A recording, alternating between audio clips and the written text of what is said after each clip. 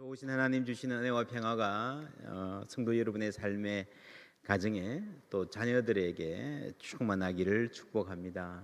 예. 이렇게 만나게 돼서 하나님 은혜에 감사합니다. 귀한 단에 세워주셔서 감사드리고요. 찬양대 찬양 정말 감사합니다.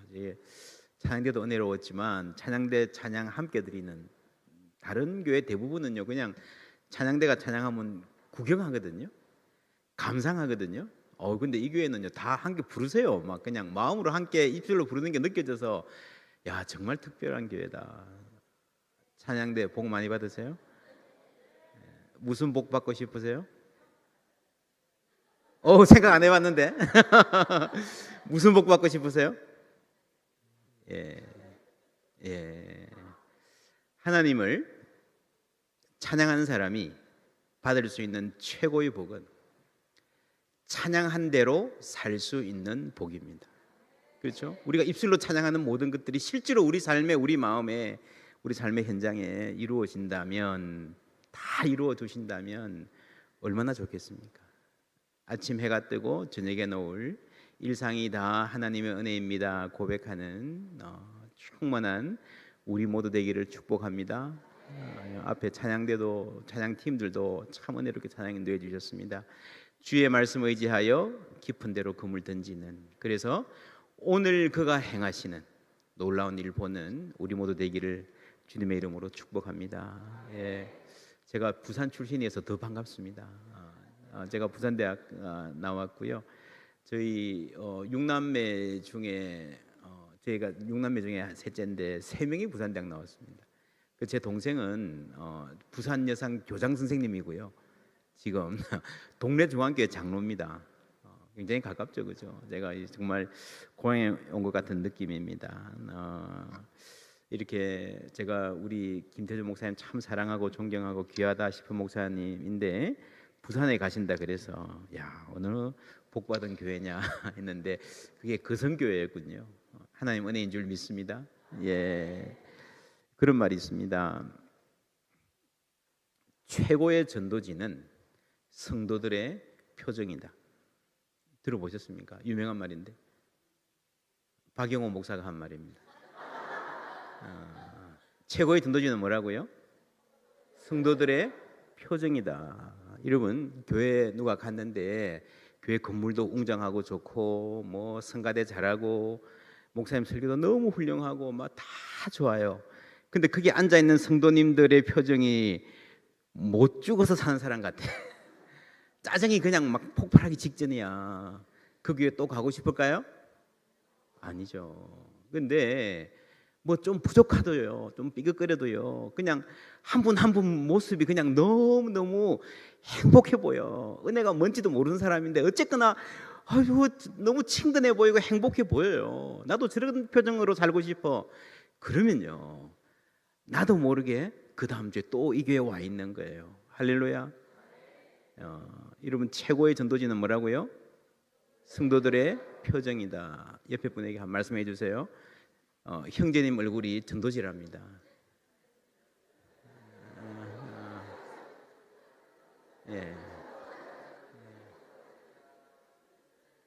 어떠세요? 여러분 교회 옆에 앉아 있는 얼굴 보니까 표정들 보니까 교회 부흥하게 생겼어요?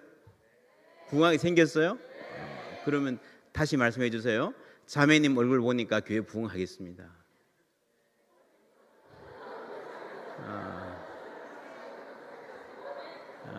할렐루야. 제가 이 앞에서 봐도요 정말 행복한 교회, 은혜에 넘치는 교회인 것 같습니다. 저는 부산에서 계속 자랐고 이제 대학 졸업하고 서울에 가서 이제 장신대 신대원 하고요. 1997년도에 미국에 갔습니다. 97년도가 어떤 해인지 아세요? IMF 그죠? 뭐 미국 가서 고생이 정말 많았습니다. 유학이 본래 힘든데 뭐 그렇게 경제적으로 어려울 때 갔기 때문에, 그런데 고생을 많이 했어요. 믿음이 좀 자란 것 같아요. 그리고 이제 아내도 뭐 같이 공부하고 그랬는데 신혼 때 이제 미국 갔는데 미국에 한 20년 가까이 있었습니다. 근데 12년 반 만에 첫 애를 낳았습니다. 오래 걸렸죠, 그죠? 거의 아브라함 될 뻔했습니다. 근데 여러분 그런 말 있는 거 아세요? 아기가 태어날 때 부모도 태어난다. 아기가 응애하고 태어날 때요, 부모도 아기인 부모가 태어나는 거예요. 초보 부모가 태어나는 거예요. 그렇죠? 여러분 어머니 되신 분들 많잖아요, 그죠? 엄마 되기 전에 엄마가 뭔지 알았어요? 몰랐죠. 들어서 알 수 있는 게 아니에요, 그죠?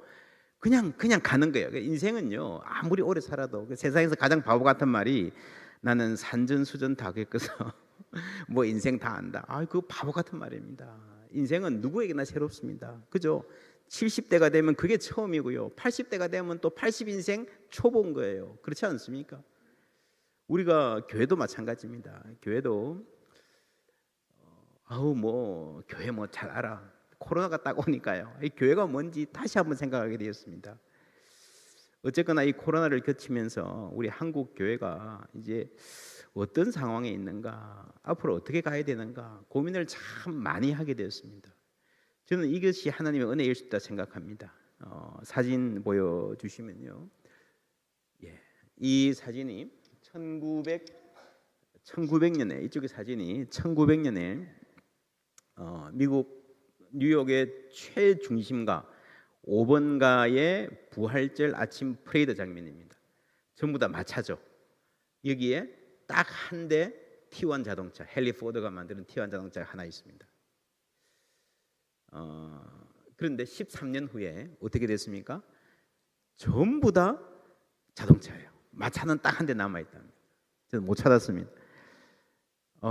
여러분 13년입니다. 이럴 때가 있습니다. 사회가 급속히 바뀌는 거예요. 저는 그렇게 생각합니다. 아마도 김태준 목사님 목회하실 이때가, 여러분 지금 그 성교회가 몇 년 됐죠? 70년 동안 겪어온 변화보다도 앞으로 훨씬 많은 변화를 겪게 될 시기인 것 같습니다. 사회도 그렇고 교회도 그렇습니다. 여러분 준비되어 있으십니까? 그 질문 우리가 좀 진지하게 해 보아야 됩니다. 제가 이제 미국에서 공부하다가, 미국에 거의 한 20년 가까이 살아서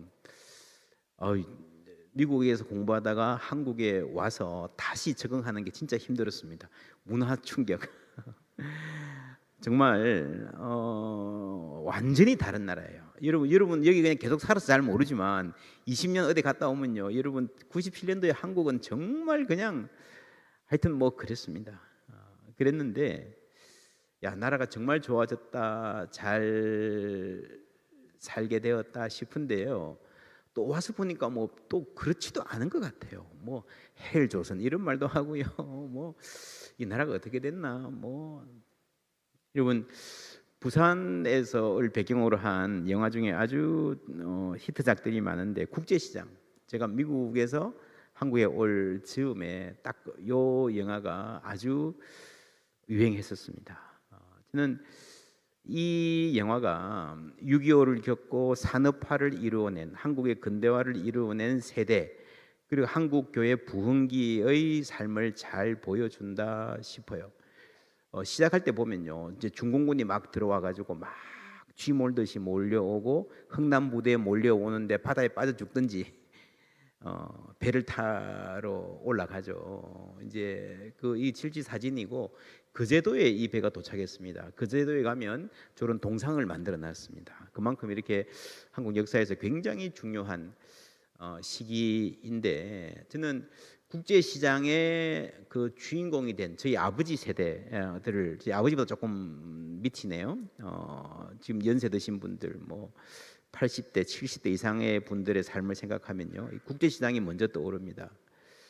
이 어떻게 살았습니까? 그죠? 막 코 흘리게 꼬마들까지도 여기 매달려서 그냥 살아야 되니까 막 기를 쓰고 죽을 힘을 다해서 그냥 기어 올라가는 거예요. 안 하면 죽으니까, 그죠? 먹고 살아야 되니까, 자식들 키워야 되니까. 그렇게 이분들이 고픈 배를 움켜쥐고 공장에 나가서 일하고 가정을 돌보고 동생들 학비되고, 그죠? 월남전도 갔다 오고, 그러면서 오늘 대한민국의 발판을 마련했습니다. 그래서 이 어른들이 보기에는요, 이 젊은이들이 뭐 살기 힘드니 헬조선이니 뭐 이런 소리 하면요, 배부른 소리로밖에 들리지 않을 것 같아요. 그런데 사실 이 젊은이들의 그런 말에도 이해가 가는 면이 있습니다. 이 6.25 세대의 입장에서는요, 어떤 마음이 있었는가 하면은 지금 우리가 고생하면 우리 자녀들은, 우리 동생들은 우리보다 잘 살 수 있을 거야. 오늘 내가 조금 힘들게 살지만 이렇게 고생하면 10년, 20년 후에는 우리 집이 좀 더 번듯하게 살 수 있을 거야 라고 하는 그런 희망이 있었습니다. 그런데 지금은 어떻습니까? 그죠? 누가 뭐래도요, 국제시장 이 시대보다 훨씬 더 잘 먹고 잘 사는, 편하게 사는 거 사실입니다. 그런데 오늘 문제가 뭔가 하면요, 지금 젊은 세대 사람들에게 물어보세요. 5년, 10년 후는 어떻게 살지? 지금 청소년한테 물어보세요. 여러분, 너희들이 살아갈 시대가 너희들 부모들 시대보다 더 좋을 것 같냐, 힘들 것 같냐? 대부분 더 힘들 것 같다라고 대답을 합니다. 틀린 말 아니일 것 같아요. 제가 우리 과천교회에서 상공플러스 사역을 협동목사로 같이 했었는데, 그때 이 친구들하고 참 대화를 많이 했습니다. 이 담임 목사니까 대화할 기회가 오히려 없고요, 그죠? 근데 그때 40대 초반의 직장인들이 저한테 그런 이야기를 하더라고요. 목사님, 우리가 우리 또래 직장인들이 모여서 좀 시간 있을 때 진지하게 무슨 이야기 하게 되면 무슨 말 하는지 아세요? 그래요. 무슨 말 하냐? 그러니까 우리 은퇴 후에 뭐 하지? 이야기하는데요. 40대들이 40대 초반 애들이, 여러분 상공 플러스 그러면 교회에서는 젊은이잖아요. 그죠? 내일 세대라 그러잖아요. 그런데 지금 그렇지 않습니다. 그 꿈 깨야 됩니다. 지금 사회에는 40대 초반들이요, 은퇴 후에 우리 뭐 먹고 살지 그 생각하고 있는 거예요. 여러분, 한참 젊은이라 생각하는데 은퇴 이후를 걱정해야 되는 시대가 되었습니다. 우리 시대의 가장 문제는요, 희망의 상실이에요. 앞으로 시대가 아마 그런 시대가 될 것 같아요. 제가 우리 교회 어른들한테 자주 그런 이야기 합니다. 옛날에는 어른들이 이 젊은이들에게, 야, 너는 뭐 엄마가 뭐 밥 해주지, 아빠가 돈 벌어주지, 학비 주지, 뭐 어려운 게 뭐 있냐. 요즘 애들은 온실에서 자라서 세상 험한 줄 몰라요. 그러는데요, 요즘 20, 30대한테 물어보세요. 어떻게 생각하는가 하면은, 아빠는 온실에서 자라서 세상 험한 줄 몰라요 생각해요. 그렇죠? 우리 포항에 그런 분들 많습니다. 포항 공고 졸업하고요, 30년 40년 포항 제철에 일했어요. 연봉 다 1억 넘어요. 그냥 회사만 특별한 뭐 사고만 안 치면요, 그냥 은퇴하고 연금 받고 그렇게 사는 거예요. 그렇죠? 그게 뭐예요? 온실이에요, 온실. 지금 젊은이들이 보기는 어른들이 살아가는 이 삶이 온실에서 살아가는 거예요. 얼마나 여러분 우리 젊은이들 앞으로 살아가야 될 삶이 힘든 삶을 앞두고 있는지 모릅니다. 물론 어르신들도 어르신들대로 힘들죠. 옛날에는 직장에서 은퇴하고 나서요, 뭐 10년, 20년 삶은 하늘나라 갔잖아요. 요즘은요 한참 더 살아야 되잖아요, 그죠? 어우 좋다. 옛날에는 장수가 축복이라 그랬는데 요즘에는 뭐하고 살지? 어떻게 살지? 희한한 시대가 되었습니다. 불안, 그죠? 이 상대적 박탈감. 세상에 희망이 없다 그러는데, 우리가 진짜 물어야 될 질문은요, 교회는 어떻게 생각하는가? 교회는 희망이 있다라고 말할 수 있는가? 제가 신학대학에서도 좀 일했는데, 채플에 오시는 강사님들마다 대부분 하시는 말씀들이 한국교회 위기다, 이 말씀하세요. 위기다. 그래서 여러분, 사실 이분들은 평생에 한두 번 오니까 와서 하고 싶은 말 하지만, 듣는 사람들은요, 학생들은 오는 사람들마다 위기래. 저도 미치겠어요. 자꾸 제발 그런 소리 좀 하지 마세요. 아예 미리 말했던 적도 있습니다. 따지고 보면요, 한국 사회가 한국 사회의 미래에 대해서 생각하는 것보다 교회가 한국 교회의 내일에 대해서 생각하는 것이 훨씬 더 절망적입니다. 교회 지도자들이 생각하는 교회의 미래는요, 세상이 생각하는 그들의 미래보다 훨씬 더 어둡습니다. 이것을 우리는 충격적인 사실로 받아들여야 됩니다. 왜냐하면 기독교 신앙은 본질적으로 희망을 말하기 때문입니다. 그렇죠. 믿음, 소망, 사랑, 이 세 가지는, 그죠? 최소한 3분의 1이잖아요. 여러분, 그리고요, 믿음이 뭡니까? 믿음은 바라는 것들의 실상이요, 보지 못하는 것들의 증거라 그랬습니다. 믿음의 내용은 소망이에요. 소망이 없으면 믿음도 없는 거예요. 바울이 로마서에서 우리가 소망으로 구원을 얻었다 그랬지 않습니까? 그렇죠. 여러분, 로마서를 보면요, 1장에서 3장까지 믿음에 대해서 쭉 설명을 합니다. 4장에 가서 하나의 예가 나옵니다. 믿음의 사람 예. 누군지 아십니까? 로마서 4장 아브라함입니다. 아브라함의 믿음이 어떤 믿음이었는지 우리 보여주시고요, 다 같이 읽을게요. 시작.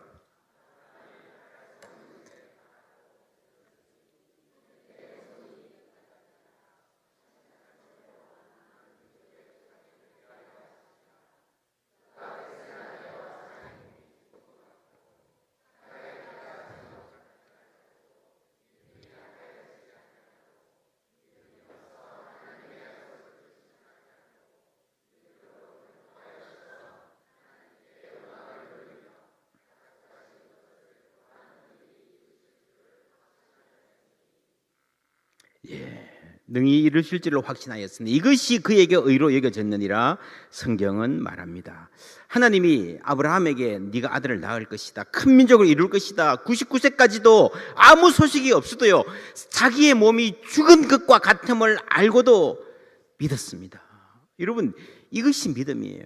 그리고 이 믿음이 무엇을 보여주는가 하면요, 사실상 죽은 것이나 다름없는 몸에서 생명이 나왔다면 결국에는 예수 그리스도를 부활시키실 생명의 주인이신 하나님을 믿게 만드는 거예요. 그 믿음을 미리 보여준 겁니다. 여러분, 이 세상에서 아무리 깊은 절망이라 그래도 죽음보다 더 심한 절망은 없잖아요. 그리스도의 부활은요, 그 죽음을, 가장 깊은 죽음도 이기고 희망을 말할 수 있는 근거인 줄 믿습니다. 그래서 여러분, 이 기독교 복음의 핵심에 부활의 소망이 있는 거예요. 믿음의 사람은 가장 깊은 인생의 수렁에서도, 실망에서도, 사망의 음침한 골짜기에서도 희망의 노래를 부를 수 있는 사람들인 줄 믿습니다. 초대교회와 2000년 교회의 역사가 그 소망의 힘을 잘 보여주었어요. 정말 여러분, 교회가 부흥하고 은혜로울 때요, 사정이 좋았을 때 한 번도 없었습니다. 하나님을 믿는 것은요, 하나님의 약속을 믿는 거예요. 믿음의 사람이 되는 것은 희망의 사람이 되는 것입니다. 그런데 오늘날의 기독교는 왜 이렇게 되었을까요? 한국 교회는 왜 담대하게 희망을 말하지 못하는 교회가 되었고, 교회가 자신의 미래를 전망할 때 왜 세상보다 더 우울하고 어둡고 더 부정적이 되었을까요? 저는 그 이유를 이렇게 진단합니다. 한국 교회가 지금까지 가짜 희망을 팔아왔기 때문이다. 교회가 희망을 많이 이야기했어요. 근데 그게 복음의 희망이 아니고요, 가짜 희망이었습니다. 복음이란 포장지에 물건을 팔았는데 뜯어보니까 아니야, 유사복음이에요. 이 사무엘상에 보면 법궤를 전쟁에 들고 나갔다가 빼앗겨버리는 이스라엘 역사의 가장 어두운 날이 나옵니다. 그 소식이 알려지는 날, 대제사장의 며느리가 아이를 낳죠. 그러면 죽습니다. 그가 마지막 남긴 말을 성경은 전합니다. 이르기를 영광이 이스라엘에서 떠났다 하고, 영광이 카봇이에요. 아이 이름을 이카봇, 영광이 어디 있느냐 하였으니 하나님의 교회가 빼앗겼고 그의 시아버지와 남편이 죽었기 때문이며, 또 이르기를 하나님의 교회를 빼앗겼으므로 영광이 이스라엘에서 떠났다 하였더라. 여러분, 하나님의 교회를 빼앗겼다, 그래서 영광이 떠났다, 맞아요, 틀려요? 여러분, 이 카봇은요, 영광이 어디 있느냐라는 말입니다. 이제 끝났다는 거예요. 이스라엘 역사에는 소망이 없다는 겁니다. 여러분, 사람이 웬만큼 절망적이고 힘들어도 아기를 낳으면요, 이 아기를 위해서도 살려고 하잖아요. 그죠? 영화 보면 그런 거 많이 나오잖아요. 자살해야 되겠다 그러는데 임신입니다 그러면 마음을 바꾸잖아요. 그게 인간의 인지상정이에요. 근데 이 여자는 살고 싶은 마음이 없어 보입니다. 여러분, 사람이 그렇게 죽어가면서도 이 아이는 앞으로 살아야 되니까, 엄마가 죽어가면서도요, 이 아이는 잘 살면 좋겠다는 소망을 가지는 게 당연하잖아요. 그런데 이 아이의 이름을 이 갑옷이라고 지어요. 영광이 어디 있느냐? 소망이 없다. 희망이 없는 아이로 지어버리는 겁니다. 여러분, 하나님의 법궤를 빼앗겼다. 당시 사람들에게는 감당하기 힘든 충격이었을 것입니다. 그런데 성경을 보면요, 상황은 다르게 전개됩니다.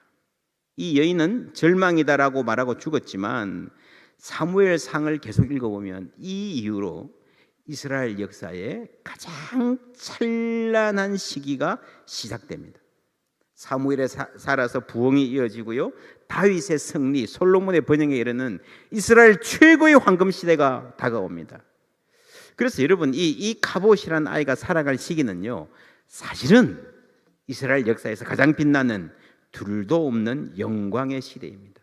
그런데 이 엄마는 왜 이 갑옷, 영광이 없다고 말하고 죽어버리셨을까요? 이 사람들이 생각하는 하나님의 영광이 무엇이었을까? 18절에, 사장 18절에 하나님의 괴를 말할 때에 엘리가 자기 의자에서 뒤로 넘어져 문 곁에서 몸이 부러져 죽으니 나이가 많고 비대한 까닭이라. 재밌는 게 이 비대하다는 말이 갑옷이에요.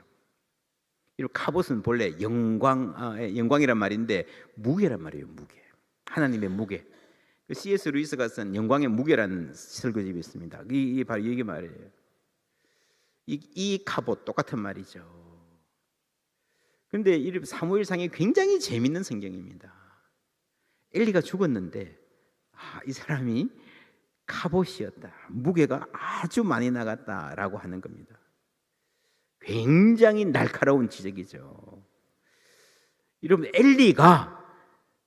엘리의 며느리가 영광이 없다라고 하고 죽어버렸는데 그 영광이 뭔가 하면요, 그 가문이 생각했던 영광이에요. 자기만 잘 먹고 비둔하게 살찌우는 영광, 그렇죠? 탐욕적이고 이기적이어서 하나님의 이름을 빌어서 자기 배만 채웠기 때문에 그 영광을 상실한 겁니다. 그래서 여러분, 영광이 사라졌다 하지만 그것은 하나님을 팔아서 호의호식하던 엘리 가문의 영광이 사라진 거지 하나님의 영광이 사라진 것은 아니라는 거예요. 여러분, 임신한 여인이 이 푸른 배를 만지면서 이 아이의 미래를 그려보지 않겠습니까? 이 아기는 어떤 인생을 살까? 권력과 부가 집중된 최고의 가문에서 태어나서 최고의 삶을 누리면서 좋은 학군 가서 대우받고 그 행복을 이어갈 미래를 그렸겠죠. 그런데 그 정점이 되는 할아버지 미스터 카봇 죽어버렸으니까 앞이 캄캄해졌을 것입니다. 그리고 사무엘상의 이 이야기는요, 아이들도 쉽게 이해할 수 있는 재미있는 이야기지만 깊이 읽어보면 우리 신앙의 본질에 도전을 주는 심오한 본문입니다. 하나님의 궤를 가지고 왔을 때에 이스라엘 군사들의 사기가 충천해서 하늘을 찌르죠. 저쪽 블레셋 사람들이 그 함성을 듣고 당황합니다. 우리 함께 읽을까요? 시작. 블레셋 사람이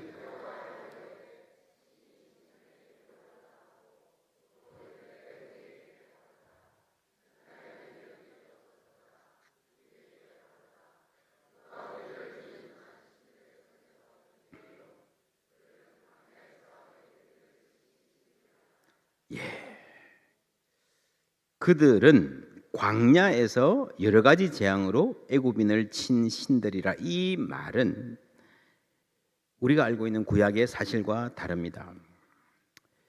애굽인을 치기는 쳤는데 그거는 이집트 땅에서 쳤어요. 광야가 아니었어요. 홍해를 건너고 나서 광야에서 누구를 치기는 쳤는데 그건 누굽니까? 이스라엘 백성을 치신 거예요. 그죠? 이 이스라엘 백성들이 음란하고 타락할 때에 재앙으로 벌을 내리셨습니다. 그래서 이 블레셋 사람들은요, 잘못 알고 있어요. 완전히 잘못 알고 있는 게 아니고 이집트인을 치셨다, 광야에서 치셨다, 이거를 짬뽕해서 알고 있어요. 왜 이런 짬뽕이 탄생했을까요? 여러분, 사람들이 소문을 듣고 전할 때는요, 자기 머릿속에 있는 생각, 요즘 말로 프레임이라죠. 프레임 속에서 만드는 거예요. 자, 블레셋 사람들의 머릿속에 그 프레임에서는요, 모든 신들이 부족의 신이에요. 모든 전쟁은 신과 신의 대결이에요. 애굽과 이스라엘이 싸우면 애굽의 신과 이스라엘 신이 싸운 것이고, 여러분, 그래서 각자 신은 철저하게 그 부족편에 섭니다. 이런 사고에 의하면 광야에서 여호와 하나님이 이스라엘 백성을 칠 이유가 있어요, 없어요? 없죠. 그래서 광야에서 누구를 쳤다는 말은 들었는데, 아이 그렇다면 애굽 사람을 쳤겠지라고 생각을 해버린 거예요. 이 사람들에게는 이게 자연스러운 겁니다. 그래서 이 부족 신의 프레임은요, 그 백성들이 착하게 살든 나쁘게 살든 그냥 적절하게 제사만 드려주면, 신을 만족시키면 그 신은 자기들의 편을 들어주게 되어 있습니다. 신은 본래 그런 존재, 우리의 이익을 위해서 존재하는 그런 신이라고 생각하기 때문에, 그 프레임에 대한 있기 때문에요. 여호와 하나님에 대한 소문을 들어도 자기들의 프레임 안에서 그냥 자기 방식으로 이해를 해 버리는 거예요. 알겠습니까? 이 짬뽕이 왜 나왔는지. 그렇죠. 그러나 여러분, 여호와 하나님은 완전히 다른 신입니다. 내 백성이라고 무조건 잘 봐주지 않고요, 벌 받을 짓을 했으면 벌을 주는 신입니다. 여러분 생각해 보세요. 인간들도요, 사람들도 좀 인격적인 사람은요, 내 아이하고 다른 아이하고 싸웠을 때 누구 야단쳐요? 예, 진짜 인격적인 분들은요, 내 아이를 더 야단쳐요. 그렇지 않습니까? 하나님이 어떤 분이겠습니까? 자기 백성들에게 더 높은 기준을 요구하시기 때문에 때로는 자신의 백성을 더 혹독하게 다루시는 것처럼 보이는 수준 높은 하나님이세요. 그리고요, 다른 나라 백성이라고 하더라도 긍휼히 여기시고 품어주시는 하나님이십니다. 온 우주의 하나님이신 줄 믿습니다. 그런데 이스라엘 사람들은 그걸 몰랐어요. 자기들이 법궤를 들고 나가는 것은 우리 강한 하나님, 우리 부족의 신을 데리고 전쟁터에 나가서 싸워보겠다라고 한 거예요. 블레셋 사람들과 똑같은 프레임 안에 들어있는 거예요. 우리는 선민이니까 하나님은 언제나 우리 편만 들어주실 거야. 아니라는 겁니다. 이런 프레임을 갖고 있으면요, 전쟁에서 지면 우리 신의 힘이 약해서 졌구나, 그렇잖아요. 우리 신은 늘 우리 편인데 우리가 전쟁에 졌어. 우리의 신이, 여호와가 힘이 약해서 졌구나. 그래서 절망할 수밖에 없는 거예요. 법궤를 빼앗겼다 할 때에 끝났다라고 생각해야 할 수밖에 없는 거예요. 그래서 이 제사장 가문도, 제사장의 며느리도 희망이 없다고 포기하고 그런 이름을 붙인 겁니다, 이카본. 그러나 여러분, 사무엘상을 읽어보시면 법궤를 빼앗긴 사건은요, 아무것도 아니에요. 법궤는 스스로 돌아옵니다. 하나님은 그 영광을 스스로 지키시는 줄 믿습니다. 이 법궤를 블레셋 사람들이 감당하지 못했어요. 돌려줄 수밖에 없었어요. 법궤가 이 블레셋 지방에 머무는 동안에요, 그 지방에 재앙이 이어져서 감당이 안 됩니다. 그래서 돌려보내는데 그 방식이 굉장히 독특합니다. 한번 읽어볼까요? 함께 읽습니다. 보여주시고. 그러므로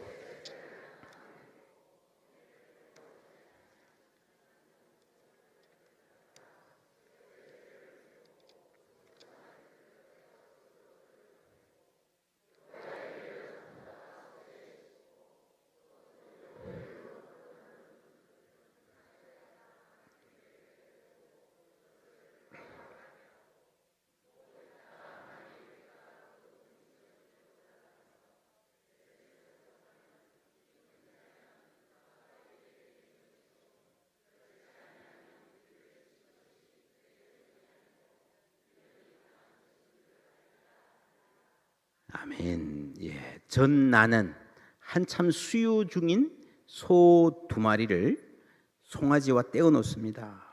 그리고 법궤를 실은 수레를 끌게 하여 어디로 가나 보자. 소가 어디로 가겠습니까? 보통 소라면. 여러분, 소의 특성을 잘 보여주는 옛날 이야기가 있습니다. 어떤 마을에 할아버지가 소를 키우다가요, 이게 마음에 안 들어가지고 소를 바꿔야 되겠다 팔러 나갔습니다. 소시장에 우시장에 가니까 자기 사돈도 소를 팔려 나온 거예요. 근데 그 소를 보니까 괜찮아. 이 소 괜찮은데? 근데 이 사돈은요, 내 소를 보고 괜찮다 그러는 거예요. 우리 바꿉시다. 그래 바꿨어요. 소 잘 바꿨다. 기분 좋잖아요, 그죠? 술 한잔 했습니다. 그리고 집에 가는 거예요. 술이 뭐라 그러죠? 이 일본 말로 이빠이 이빠이 취해가지고 이제 가는 거예요. 가서 이제 자고 일어났는데 그 다음날 일어나 보니까요, 내 옆에 사돈이 누워 있는 거예요. 무슨 상황인지 아십니까? 술이 취해서 인사불성이잖아요. 소가 어디로 가겠어요? 자기 집으로 가지. 소가 바꾼 줄 모르잖아요. 계약서도 읽을 줄 모르고 자기 집으로 간 거예요. 그러니까 잘 자고 일어났는데 엉뚱한 집에 가 사돈 집에 가서 한 거야. 소가 본래 그런 동물입니다. 자기 집으로 잘 찾아가요. 보통 소가 그런데 여러분, 젖 나는 소입니다. 지금 젖을 먹이잖아요. 그죠? 그럼 그 소가 또 어디로 가겠습니까? 당연히 새끼 있는 데로 가지. 동물이라도 자기 새끼 있는데 안 갈 리가, 엄마들은 다 알잖아요. 안 갈 리가 없어요. 황소에게 수레를 지워서 엉덩이 탁 치면 당연히 새끼 나는 데로 가는 거예요. 그러니까 이 블레셋 사람들이 말이 안 되는 일을 한 거야. 이게 이제 이스라엘로 가면 하나님이 살아계신 것, 여호와 하나님 뜻이다 그랬는데 말이 안 되는 기적을 있어야 되는 건데 놀랍게도 이 소가 이스라엘로 가요. 눈물을 흘리면서 벳세메스로 가는 암소 2마리. 여러분, 이게 뭐를 말할까요? 우리가 지금 사무엘상을 읽고 있잖아요, 그죠? 이 사무엘상이 끝까지는 아니지만 상당 부분을 사무엘이 직접 썼거나 말로 전했을 가능성이 많습니다. 사무엘이 썼다고 생각해 보십시다. 사무엘이 붓을 들어서 벳세메스로 울면서 가는 2 암소 이야기를 쓰면서 무슨 생각을 했을까요? 저는 그런 상상을 해봅니다. 어린 사무엘을 성전에 놓아두고 울면서 자기 집으로 돌아가는 어머니 한나. 얼마나 울었겠습니까? 그렇죠? 저는 그 엄마의 이미지가 이 벳세메스, 그래서 이 사무엘이라고 하는 한 인격을 형성한 가장 원초적인 경험이, 야, 너희 엄마가 너를 그렇게 기도해서 낳았는데 저 떼자말자 성전에 두고 집에 갔다 생각했을 거 아닙니까? 처음엔 엄마가 원망스러웠겠죠. 그런데 자라면서 엄마의 마음을 좀 알면서, 부모의 마음을 조금 알게 되면서요, 야, 나도 성전에 혼자 남아 힘들었지만 우리 엄마가 얼마나 힘들었을까. 그래서 벳세메스로 가는 이 암소 2마리, 눈물 흘리면서 가는 이 암소 2마리의 이야기를 쓰면서 자기 어머니 한나의 그 발걸음, 자기를 두고 가는 발걸음을 생각했을 것 같아요. 그렇죠? 이 사무엘상이라는 성경은요, 한나가 기도하는 장면으로 시작합니다. 여러분, 처음에는 한나가 사실은 그렇게 성숙한 사람이 아니고 좀 유치한 사람이에요. 남편은, 엘가나는 굉장히 멋진 남편입니다. 그죠? 아이를 못 낳는데 위로하고요, 더 잘해주고요, 내가 당신에게 10 아들보다 낫지 아니하냐, 완전 드라마 대사 같은, 그죠? 그런데 이 한나가 어떻게 합니까? 더 짜증내요. 이런 보통 남편은 아닙니다. 그죠? 옛날에는요, 이 아들을 낳으면 그쪽으로 마음이 쏠리게 돼 있고요, 불임의 여성들은 냉대당하고 소박맞는 게 일상이었어요. 그런데 이렇게 파격적인 남편이 있어도요, 위로받지 않고요, 그냥 경쟁자를 이겨야 돼. 한나가 물론 훌륭한 어머니였지만 처음에 시작할 때는 자기 개인의 욕망에 사로잡혀서 집안을 시끄럽게 하는 사람이었습니다. 그리고 아기를 낳으면 하나님께 바치겠다고 서원합니다. 근데 여러분 서원해 보신 분 알겠지만 아기를 낳기 전에 서원하는 거하고 실제로 아기를 품에 안아보고 그 생글생글 웃는 거 이렇게 젖먹이고 떼놓는 것 같아요, 달라요? 천지 차이입니다. 아기 낳기 전에는, 엄마 되기 전에는요, 아이 바치지 뭐, 내가 이 뭐 그냥 저 번인날을 이겨야지 그거지만, 여러분 아기를 낳아서 기르고 그렇게 낳은 아이를 하나님께 바치고 오는 게 누구라도 하나님 내가 그때는 그렇게 기도했지만요 하고 좀 변명거리를 찾아보고 싶지 않겠습니까? 그럼에도 불구하고 한나는 자기가 서원한 대로 아기를 바치고 성전에서 내려왔습니다. 저는 한나가 기도하는 과정에서 하나님의 뜻을 알아갔다고 믿습니다. 이것이 단순히 나 혼자 서원을 지키는 결심만이 아니라 이 시대 속에서 하나님의 성전에서 일어나야 할 일이 무엇이 있을 것이다 라고 하는 그러한 희망과 헌신 속에서 자녀를 하나님께 드렸다고 저는 믿습니다. 그리고 여러분 이 아이 사무엘이라 하는 이 한 아이를 통해서 한 나라가 완전히 새로워지는 것을 우리가 보게 됩니다. 그 이전에 사무엘의 어머니 한나 눈물의 기도가 있었습니다. 여러분 한나가 왜 기도를 시작했습니까? 사람들이 왜 교회를 나올까요?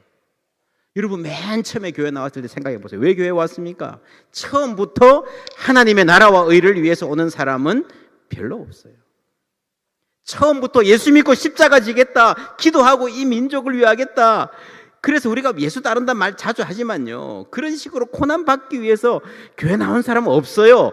대체로 개인적인 자기중심적인 동기입니다. 그렇죠? 복 받으려고. 하도 마음이 시끄러워서 좀 마음이 편해질까. 저도 이민 목회를 오래 했는데 외로우니까 그냥 오는 거예요. 혹은 뭐 좀 교양 있는 삶을 살아보려고. 어떤 젊은이들은 교회 가면 예쁜 자매가 있을까? 그렇죠? 혹은 뭐 교회 가면 내 사업에 좀 도움이 될까? 여러분 그런 분 계시죠? 그래서 교회 와요 처음에.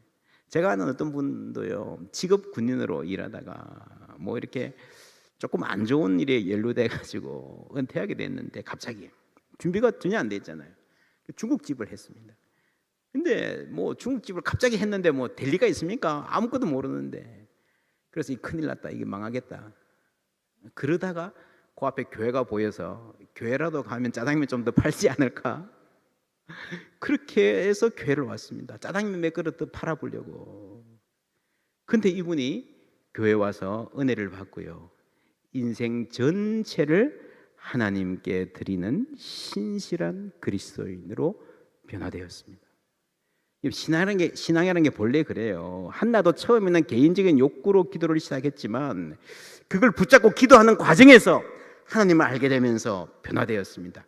그래서 결국 그렇게 귀하게 낳은 아이를 하나님께 드릴 수 있는 사람이 된 거예요. 그렇게 보면요, 이 벳세메스로 가는 암소의 이미지 한나, 그리고 이 엘리 제사장 가문의 모습은요 정면으로 대비됩니다. 여러분 엘리가 자녀를 사랑했어요, 자기 자식을. 근데 여러분 자녀 사랑요, 내가 내 자식 사랑하는 거요, 자연스럽지만 숭고하지 않습니다. 그게 동물적인 차원이 있어요. 그렇지 않습니까? 동물들도 다 지 새끼 이뻐하고 아끼고 사랑합니다. 그래서 여러분 인간이라면 자기 자녀를 사랑하되 그것을 넘어서는 차원이 있어야 됩니다. 엘리의 자식 사랑은요, 자기 아들 홈리와 비느하스가 정말 하나님을 모욕하면서 자기 배를 채우고 자신의 성욕을 채우고 그런데도 징계를 못했습니다. 이 사무엘상에서 보면요, 엘리는 암소들보다 못한 부모입니다. 그렇잖아요. 부모라면 눈물을 흘리면서도 징계할 것은 징계하고 가르칠 것은 가르치고 포기할 것은 포기하게 해야 되는 줄 믿습니다. 엘리는 그렇게 못했어요. 동물적인 자기 사랑, 자식 사랑, 그 차원을 넘어서지 못했습니다. 하나님이 그것을 가르치시는 거예요. 우리는 솔직해져야 됩니다. 우리가 신앙이라고 해도, 예수 믿는다고 해도요, 그 출발은 대체로 개인적이고 내 중심이고 이기적인 동기에서 출발합니다. 그런데 좋습니다. 좋은데 하나님 믿으면서 달라져야 되는 거예요. 이 시대의 문제가 어디에 있습니까? 여러분, 사람들이 희망 그러는데 그 어떤 희망입니까? 모두들 자신이 잘 먹고 잘 살아보겠다고 노력한 결과 한국 교회가, 한국 경제가 이만큼 성장했습니다. 그런데 그 결과예요. 지금 젊은이들은 막다른 골목, 출구가 없는 상태에 이르러 버리고 말았습니다. 왜 그렇습니까? 열심히 살았는데 자기와 내 가족만 있었기 때문입니다. 심지어 많은 교회들도요, 자기만 있어요. 내 교회 성장, 내 교회 부흥, 내 자식. 우리의 기도가 그것을 좀채로 못 넘었습니다. 이렇게 이기적인 동기로 가득 차 있으면요, 하나님도 내가 원하는 하나님, 내가 하고 싶은 일에 성공의 뒷배가 되어주는 하나님이라는 프레임 속에 갇히는 겁니다. 법궤를 들고 나가서라도 생존 경쟁에서 이기고 싶고, 하나님을 이용해서라도 내가 앞서 나가고 싶은 거예요. 그러니까 그 결과가 뜻대로 안 되면 절망에 빠질 수밖에 없습니다. 어떻게 하면 우리가 이 프레임을 넘어설 수 있을까요? 사무엘 3장에 보면은 하나님께서 사무엘이라는 아이를 밤에 부르시죠. 말씀하옵소서, 주의 종이 듣겠나이다. 여러분, 듣는 것입니다. 모든 변화는요, 내 생각, 내 판단, 내 기획이 아니라 하나님의 말씀을 듣는 데서 시작하는 줄 믿습니다. 믿음은 들으면서 나옵니다. 이 절망의 시대에 희망이 시작된 자리는요, 다른 게 아니라 사무엘이라는 한 아이가 하나님의 말씀을 들으면서 시작됐어요. 주의 말씀을 듣겠나이다. 그래서 들었는데 그 내용이 어떤 내용이었는가 하면요, 정말 듣기 힘든 말씀이었습니다. 감당하기 힘든 말이었습니다. 지금까지 내가 생각하던 그 프레임을 완전히 깨트려 버리는 그런 말씀이었습니다. 여러분, 성경에서 로마서 10장에 보면요, 믿음은 들음에서 난다 그랬습니다. 근데 여러분, 이 들음이 어떤 들음인가 하면요, 내가 듣고 싶은 말, 나를 만족시켜주는 말, 그거 아니에요. 내가 수용하기 힘든 하나님의 말씀을 받아들이는 거예요. 그 로마서 10장에 나오는 말씀, 우리 2절 3절 다 같이 읽습니다. 내가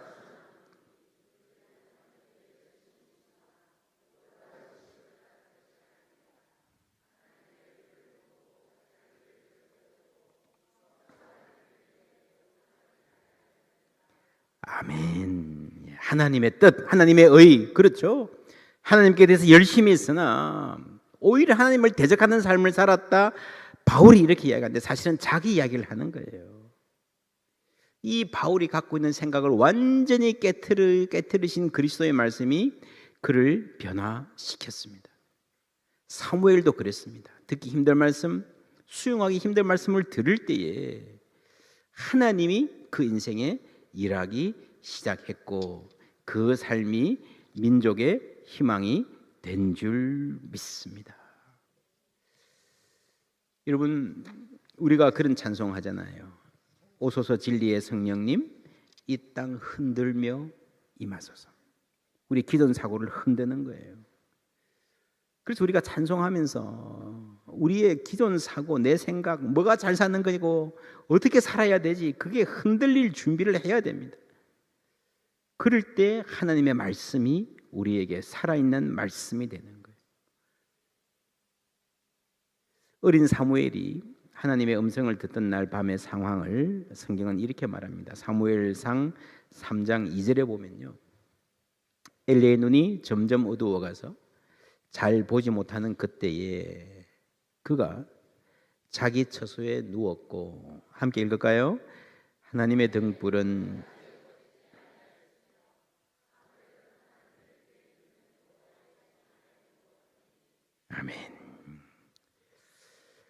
이번 주제가 빛이여라 비추어라인데요, 하나님의 빛입니다.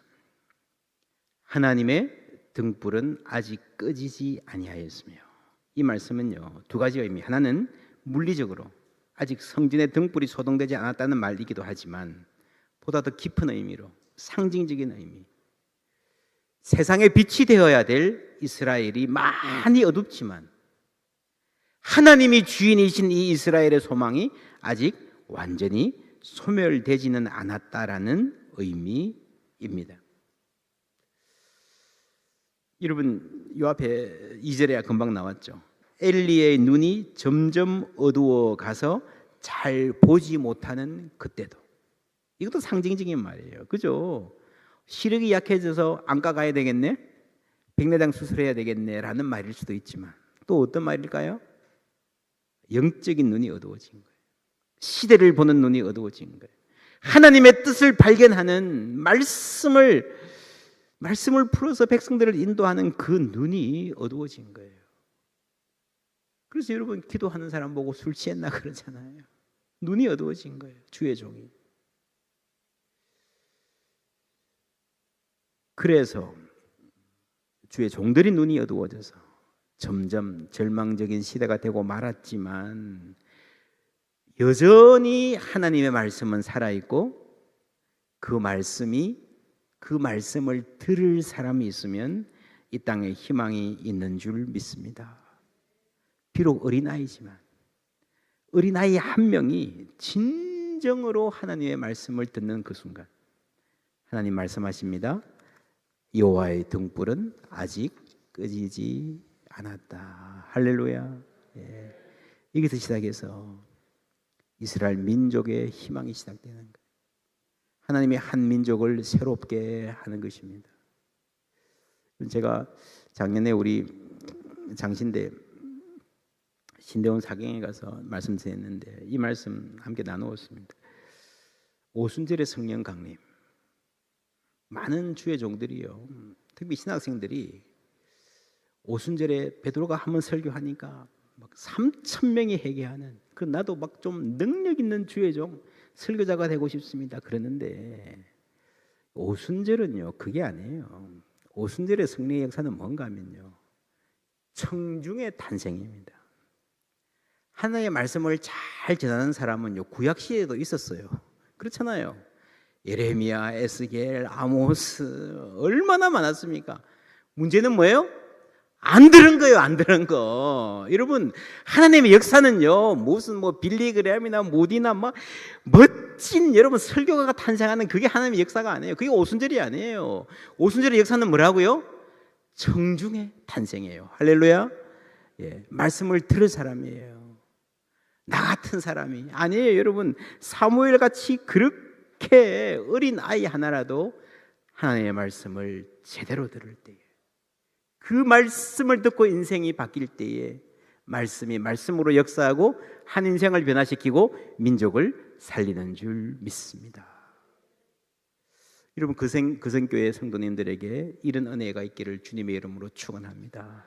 시대가 이렇게 어둡고 나라가 이렇게 어렵다 그러고 여러 가지로 여러분 터진 곳이 많고요, 한국교회 더 어렵다 그러지만 저는 믿습니다. 여기 있는 우리라도 하나님의 말씀을 제대로 듣는다면, 여러분, 하나님은 우리 통해서 우리가 생각지도 못하는 일을 하실 수 있을 줄 믿습니다. 그러기 위해서는요 우리가 깨어져야 돼요. 내 생각을 내려놓아야 됩니다. 어떤 사람이 아주 캄캄한 곳에 갇혀 있었어요. 빛이 하나도 없어요. 죽겠어요, 답답해서. 낮인지 밤인지도 모르겠어요.